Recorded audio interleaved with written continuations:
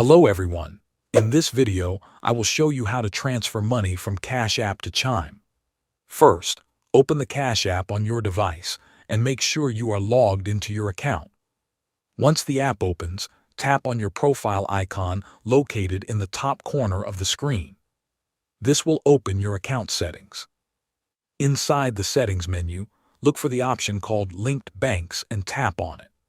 Here you can connect your Chime card or bank account to Cash App if you have not already done that before. Next, tap on Link Credit or Debit Card and enter your card details.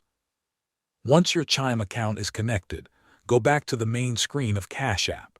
Tap on the Banking tab located at the bottom of the screen. After that, tap on Cash Out.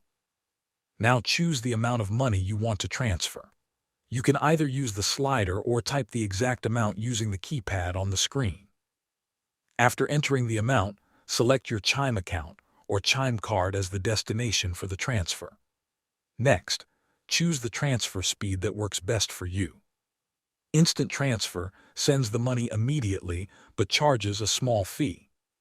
Standard Transfer is free and usually takes 1 to 3 business days. Finally, confirm the transfer by entering your Cash App PIN or using Touch ID or Face ID. Thanks for watching.